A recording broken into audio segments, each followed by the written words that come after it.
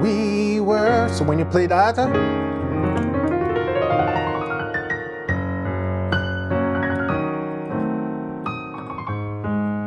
another place we go, you are worthy to be praised. So we go to this dominant 2, which means you can play that scale. Welcome back to another piano lesson. This is a channel where you learn how to play piano by ear, theory, ear training, and everything like that. Today we're going to talk about improvisation and how to run scales over your chords. Whether you're beginner, intermediate, or just starting out, this is a technique you can apply. And it's how to quickly determine what scale notes to use over the type of chord that is being used, even if you don't know the name of the scale. Because when I'm playing, I don't think about names. And you can see I'm always running scales. How do I know what notes to play? So that's the technique I'm going to give you today, so stick around. All right, we're going to be working out of the key of D flat major today. And I must preface this first. Before you can apply this technique, you must have a pretty good command of your major scales and your minor scales. That's it, right? And as a beginner, you should make learning your major and minor scales a priority. If you don't know how to play them, or if you're not sure what the correct fingerings are for the major and the minor scale, I'm going to link below to a PDF where I cover the fingerings of all 12 major scales and all 12 minor scales in all 12 keys. And I'm going to throw in the blues scales and the pentatonic scales as well, right? But this technique that I'm going to show you requires you to have a pretty good command of the major scales and minor scales, which most people already do, right? If you can already play those scales comfortably, it's going to allow you to execute this technique a lot easier. So if I'm playing the song Alpha and Omega in the key of D flat, you are Alpha and Omega,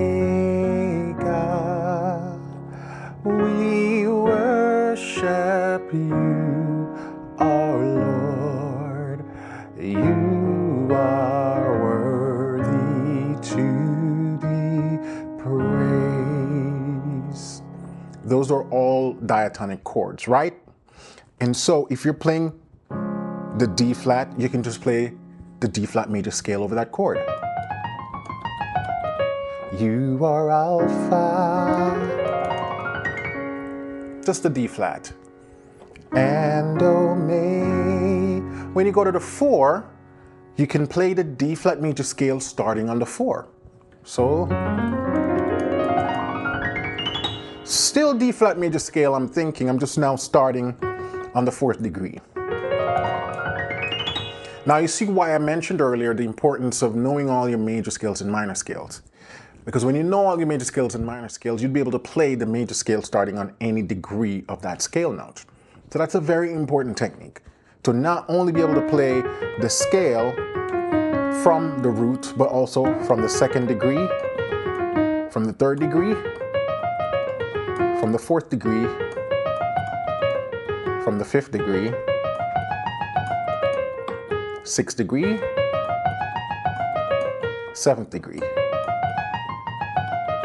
Now each of those scales that I just played, they have individual names. We call them modes. But again, this tutorial, I don't want to dive into the complications of modes and naming the scale, because that's not what it's about. No player that I know, when we're playing, we don't sit there and actively think about names of scales. We think about shapes and patterns, right? So even though I have tutorials that talk about the modes, this particular tutorial, we're not going to get too much about the names, right? So just know that you want to be able to practice starting your major scale on any degree of that scale, right? So the version of Alpha and Omega that I just played was pretty much diatonic, meaning all the chords that I was using belong to the key of D flat major. Now here's where things get interesting.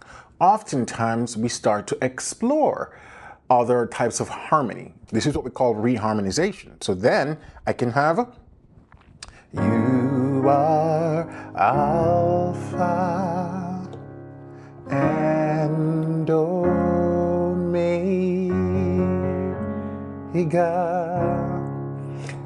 Once you start to open up the song to non-diatonic chords, meaning chords that doesn't belong to the key, we also now open up the possibility of the types of scales we can run.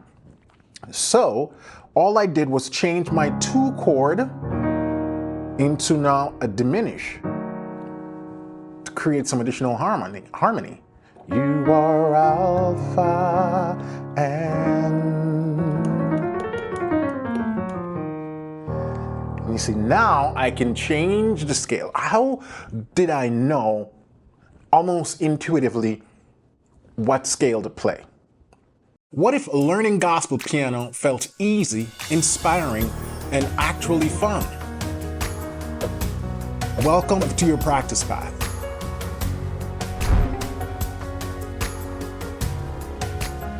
Your all-in-one piano learning ecosystem. Learn by ear, track your growth, and stay motivated with precision tools that show exactly where your time is going.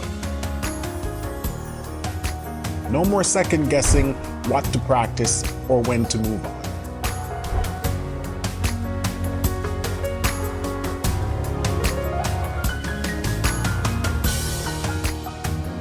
Progress at your pace, build your strengths, and follow a clear path designed for real results. Join thousands of students around the world who are finally making real progress with gospel piano. Start your free trial today. This is the gospel piano journey you've been waiting for.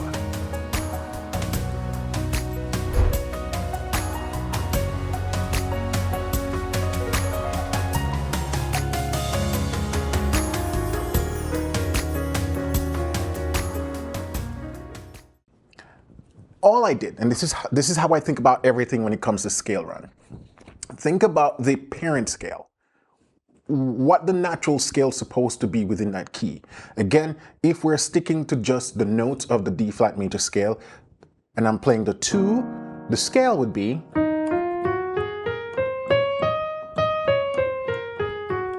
all the notes of D flat major. Now we're playing E flat Dorian. But again, don't get too obsessed about the name.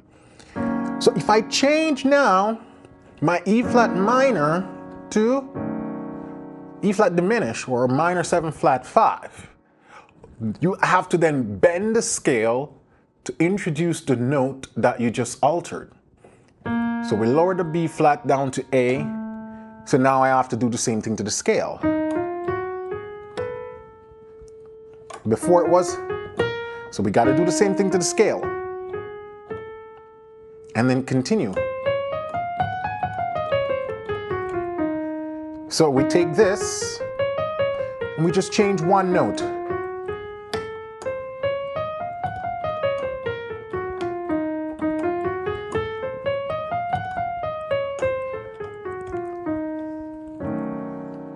Right? You see how I did that? And that's how us pianists think about what scale to run.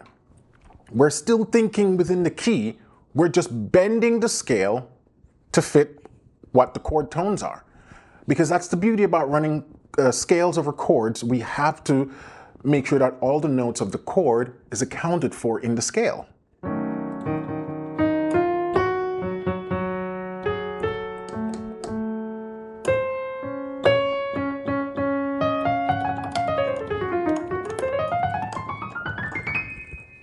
And again, because I've been practicing major scales, minor scales for years, I don't even have to think about the fingering.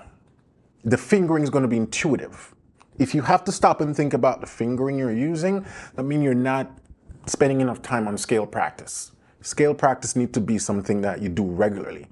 And you don't need a lot of time. 3 to 5 minutes a day, play a few scales till it becomes very natural. Now, when I'm playing, I just play that scale. Then, if I have to figure out the name, then I do that later, right? So for example, this scale right here, there are a couple ways you can think about this, right? We can think about it as a Dorian flat 5. because again, the parent scale would be E flat Dorian. But then we're lowering the 5th degree of the scale, so we just call it Dorian flat 5. But again, the theoretical thing really only makes sense if you're a teacher like me, right? If you just want to learn how to play, you don't even have to know the name. Now, as a teacher, I always say it's good to know the theory of what you're playing.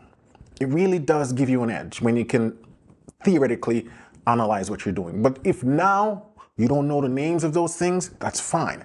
Another thing I always say is that the theory catches up afterwards. Not everything you're learning practically is going to sort of manifest or make sense to you theoretically just yet. That doesn't mean you can't begin to apply it. Later on, you'll go, oh, so this is what I've been doing all along. The theory catches up, right? So that's the first example. By just playing this, then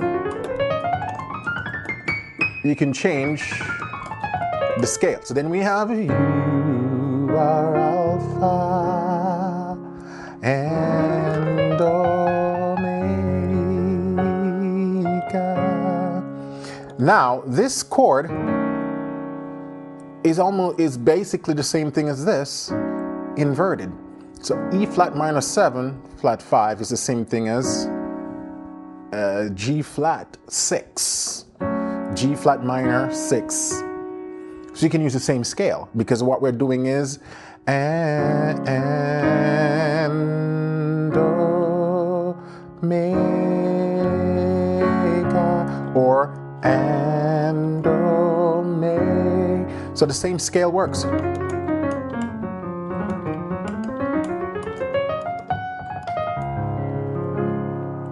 You are alpha and omega. Sometimes I introduce a B flat as well, which gives me another scale.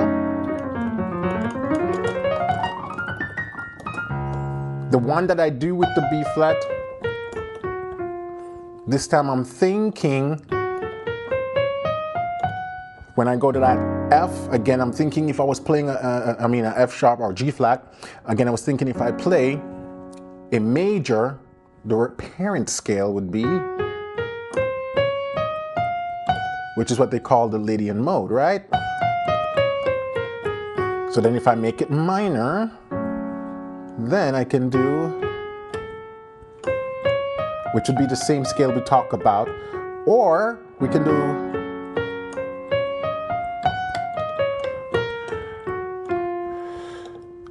I can still introduce that major third kind of vibe, because then I'm really now thinking more like a Phrygian,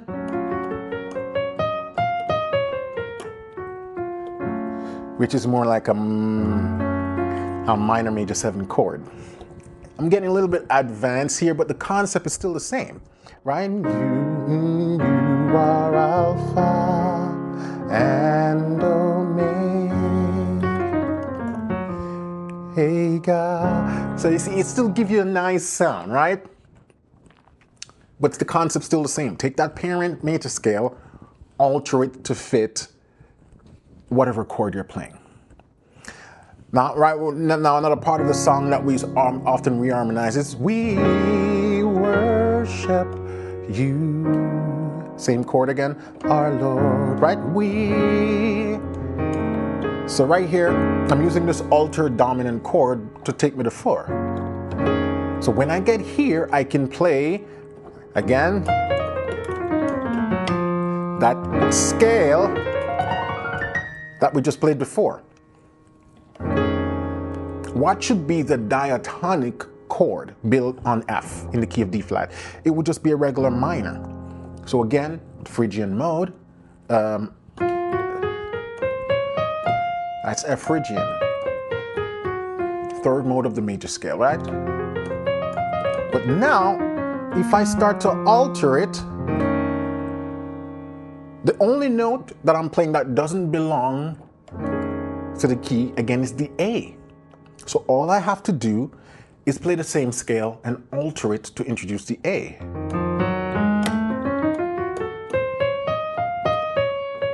Or if I go with this one,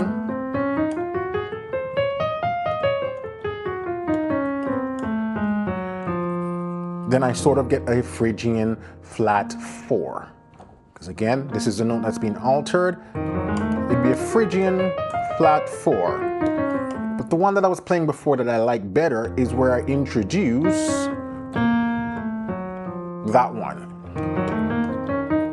I like that sound of this 4 being present instead of skipping it.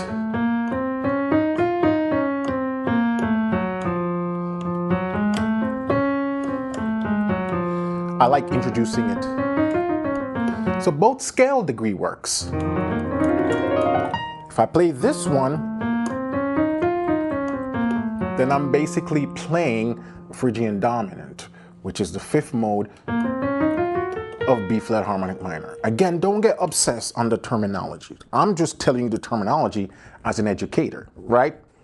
But don't think that you need to then memorize all of this. I've been learning this and practicing this and studying this for 22 years. So that's why it just comes easier for me to know these names. But I guarantee you, when I just started out learning this stuff, it took me a while to be able to memorize all these terminologies. So don't get obsessed with that, right? But you know you have 2 options here when you play that chord, right? We worship you, our Lord, right? We were, so when you play that,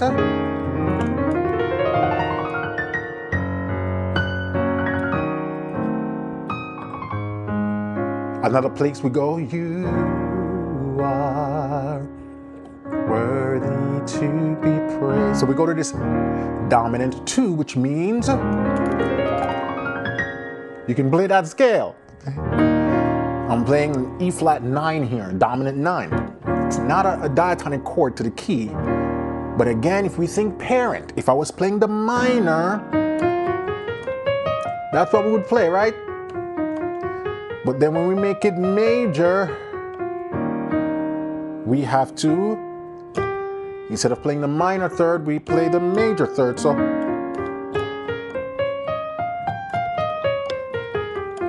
which is the Mixolydian, the 5th mode of A flat major, right? E flat Mixolydian, right? So then we have you are Alpha and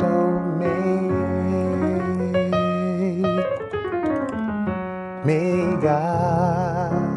We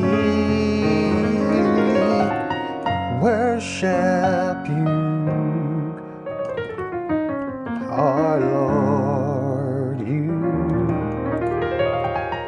are worthy to be praised.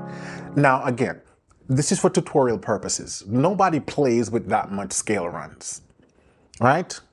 So I'm giving you possibilities and options, right? So when these situation does come up, you can play those scales, right? But I'm doing it excessively, but this is not how we really do play, right? And then we go to that chorus. We give you all. So all I'm doing is a series of reharm passing, right?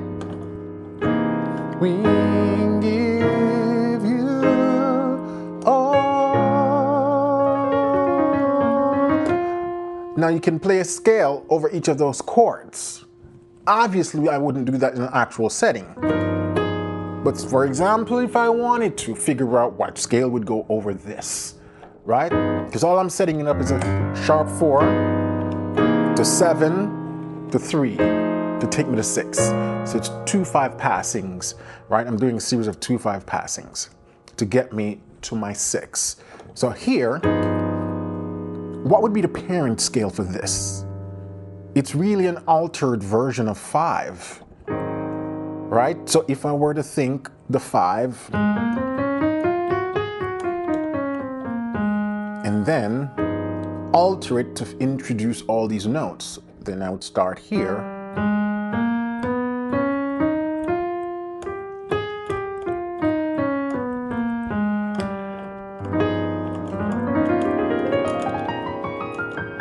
That's the scale that would go over it. Just alter it to introduce all these notes.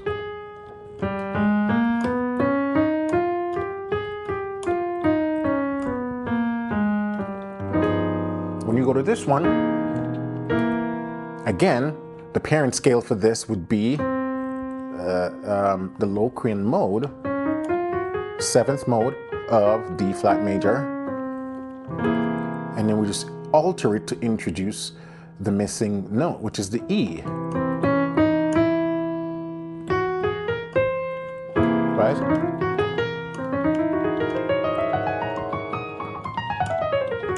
And then this become a Locrian flat 3, because this is Locrian, actually flat 4, Locrian flat 4. When we go to this one, we can use the same scale that we've been using before. We give you, right? All the glory. We, again, worship you, our Lord. You are worthy to be praised.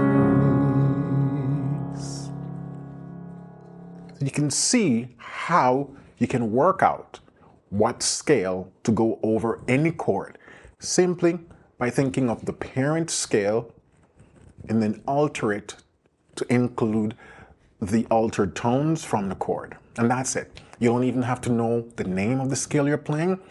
That's how you go about doing it. The figuring out the notes is actually the easy part. The playing it's the hard part, because then you got to make sure your fingers are moving. So people always ask me, why do I need to practice scales? Why do I need to practice scales? It's for reasons like this, right? Because if then you have to if you have to figure out what the scale note is and then what fingering and then how to play it, the time's already passed, right? So you got to have the technique of just being able to play scales already in the bag so that when these situations arise, you can work on it. All right? Now, I talked a lot about some 2/5 passing and all of that stuff, right? If you want a video to dive more into passing chords, check out this video right here. All right? And if you want to take your playing to the next level, be sure to visit pianolessonwithwarren.com, my private membership program where I've helped thousands of students over the world to achieve their piano dream. All right? Until then, be sure to like, subscribe, and stay tuned for more tutorials like this. Have a blessed week.